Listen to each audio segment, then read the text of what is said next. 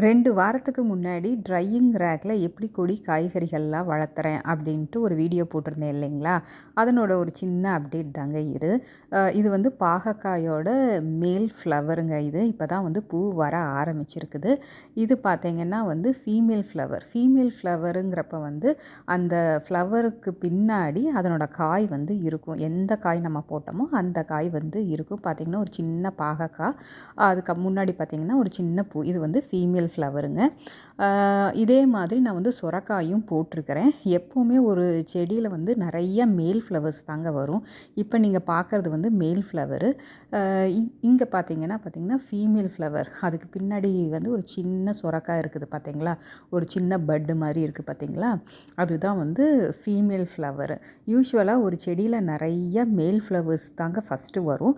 அதெல்லாம் வந்து காஞ்சு உதிர்ந்த பிறகு தான் வந்து ஃபீமேல் ஃப்ளவர்ஸ் வந்து வருங்களாமா.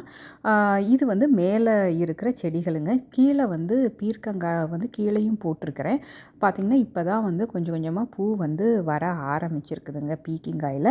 இந்த பக்கம் வந்து பாகக்காய் போட்டிருக்கிறேன். பாகக்காய் பார்த்திங்கன்னா நல்லா வந்திருக்கு பாருங்களேன். இங்கே சன்லைட் நல்லா இருக்கிறனால வந்து பாகக்காய் இங்கே நல்லா வர ஆரம்பிச்சிருச்சுங்க. பார்த்திங்கன்னா இதெல்லாமே வந்து ஃபீமேல் ஃப்ளவர்ஸ். சின்ன சின்னதாக நிறைய பிஞ்சு வந்திருக்குதுங்க. ஓகேங்க, அடுத்த வீடியோவில் பார்க்கலாம். வாழ்க வளமுடன், வாழ்க வையகம்.